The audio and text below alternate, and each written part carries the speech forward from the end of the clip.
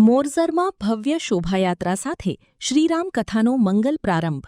મોરઝર ગામમાં આજે વિશાળ શોભાયાત્રા સાથે શ્રીરામ કથાનો મંગલાચારણ પ્રારંભ થયો. સંત પૂંજલદાદા મંદિરે ધ્વજારોહણ મહોત્સવ અંતર્ગત સંતો મહંતો તથા મહામંડલેશ્વરોની પવિત્ર ઉપસ્થિતિમાં દીપ પ્રાગટ્ય કરવામાં આવ્યું. ભક્તિભાવ, શ્રદ્ધા અને આધ્યાત્મિક ઉત્સાહથી છલકાતું આ પવિત્ર પર્વ સમગ્ર મોરઝર ગામ માટે ઉજવણી સમાન બની રહ્યું છે. સ્ટોરી પંકજ કબીરા, નખત્રાણા, કચ્છ. નમસ્કાર, દિનામ, જય સિયારામ. આજે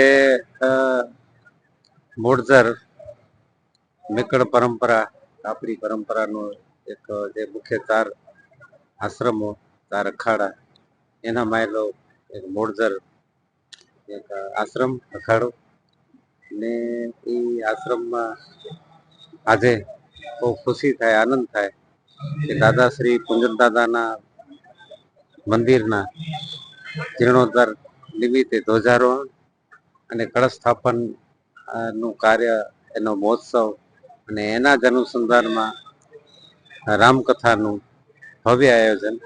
અને એ રામકથાના આયોજનમાં આજે સવારથી જ પોથીયાત્રા, શોભાયાત્રા ખૂબ વાજતે ગાજતે હજારો માણસોની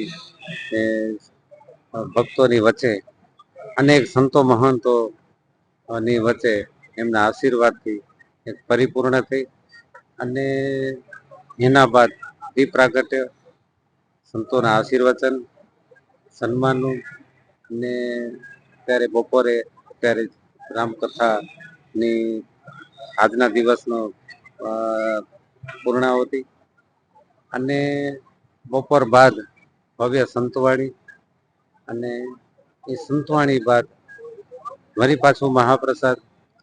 ખૂબ રાજીપો થાય, બહુ આનંદ થાય કે આપણે આ જગ્યામાં હજારો માણસોની વચ્ચે ત્યારે આવું ભવ્ય અને રૂડું આયોજન થાય છે. ત્યારે ખાસ તો કચ્છની પ્રજાનું ખૂબ ખૂબ આભારી છું કે તેમને તન મન ધનથી આ ભવ્ય આયોજનને ચરિતાર્થ કરવા માટે જે મહેનત કરી છે, રાત દિવસ જોયા વગર, એનાથી હું ખૂબ પ્રભાવિત છું. અને 3 દાયકા પછી આ કાર્યક્રમ થઈ રહ્યો છે. શું કે? હા, 36 વર્ષ થયા. હું 2590 મારો ગ્રેજ્યુએશન જે દિવસે પૂરો થયો, જે દિવસે મારો પરિણામ આવે એ જ દિવસે મેં દીક્ષા ગ્રહણ કરી હતી. અને ત્યારે પણ હજારો માણસોની વચ્ચે મને આ ગાદી અર્પણ કરવામાં આવી હતી. અને આપને કહેતા બહુ આનંદ થાય કે એ સમયમાં હપલર, જેનામાંથી આપણે જે મગફળી કે ઘઉં કે કાટી એવો મોટો હપલર, એનાથી લાડવા બનાવ્યા હતા. અને આ જ ભૂમિ ઉપર, આ જ ખેતરમાં મોટી ભોજનશાળા ઊભી કરી હતી. અને હજારો માણસોએ એ સમયમાં પ્રસાદ ગ્રહણ કર્યો. અને એના બાદ 36 વર્ષ બાદ આજે ફરી રૂડો અવસર આપણા આગળ આવે. અમે ખાસ તો આજે આખું આયોજન છે તો એનામાં પહેલાથી જ કરીને ખાસ તો દાદા મેકર રણમાં રોટલા ખવડાવતા, તો આપણે તો આંગળે ખવડાવવાના છે.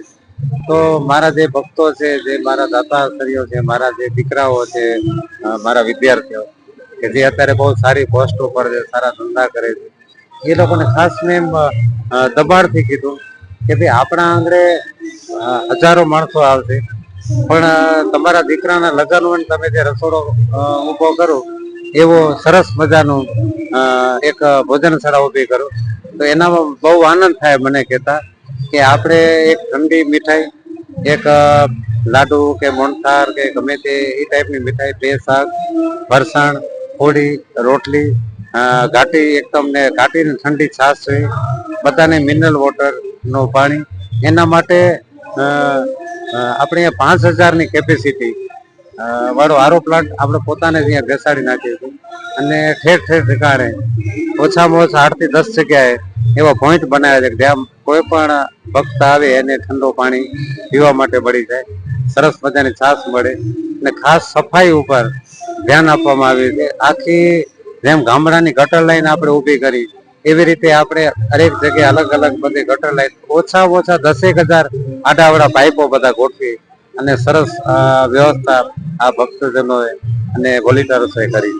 એનો બહુ આનંદ. ખરેખર કચ્છના ખૂબ ભાગ્ય કહેવાય કે એક પવિત્ર આત્મા, એક સાધ્વીજી અને ગુરુમુખી જેની વાણી છે જે પોતે પણ એક દીક્ષિત એક સાધ્વીજી છે અને એના મુખે જ્યારે આપણા આંગણે અત્યારે રામકથાનું છે એના માટે અમે તો પાછા બધા શક્તિ ઉપાસક અને જ્યારે એક શક્તિ જગદંબા સ્વરૂપ માતાજી જ્યારે કથા અમને આપણે બધાને સાંભળવા માટે આવ્યા છે એનો ખૂબ આનંદ છે કેમ કે એક બહુ આખા દેશના ગૌરવ છે એના માટે બહુ રાજીપો વ્યક્ત કરે. Thank you. આપણે મોરજર અખાડ શ્રી રામકથાનું આયોજનનો આજે પ્રથમ દિવસ છે આજે, અને સવારના પોથી યાત્રાને અહીંયા કને દાદાની સમાધિ દર્શન કરાવીને નર્મદેશ્વર મહાદેવ આણંદસરથી પોથી યાત્રાની શરૂઆત કરી હતી. શરૂઆત કરીને અહીંયા કને કથા મંડપ સુધી લઈ આવ્યા. કચ્છના વિવિધ જગ્યાઓના સાધુ સંતો જોડાયા હતા આનામાં, અને ઘણા બધા સંખ્યામાં માણસો જોડાણા હતા અને વાજતે ગાજતે અહીંયા કથા મંડપ સુધી આવ્યા. કથા મંડપ પછી દીપ પ્રાગટ્ય પછી સંત પ્રવચન પછી કથાની શરૂઆત થશે. 17 તારીખ આજથી શરૂઆત થશે, 25 તારીખ સુધી કથા ચાલુ રહેશે.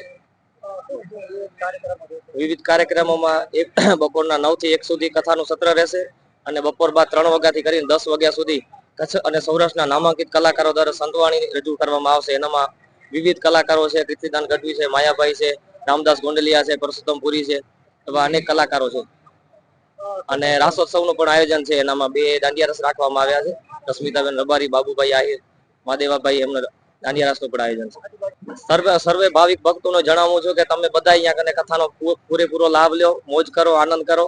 અને કથા ભલે આપની શક્તિ પ્રમાણે, કથા તમારી સમજ પ્રમાણે જેટલી તમે સાંભળો એટલું ઠીક છે, બાકી બધા રોટલો મહાપ્રસાદ અહીંયા લ્યો એવો મારો આગ્રહ છે. માં motor driving, safe and sure driving. Driving એ શોખ સાથે આપની મોટી જવાબદારી પણ છે. અમારા ઇન્સ્ટ્રક્ટર દ્વારા સચોટ અને સરળ માર્ગદર્શન. આપની રોજની તાલીમની માહિતી મેળવીને શું અધુરાશ છે એના ઉપર પૂરું ફોકસ કરાય છે.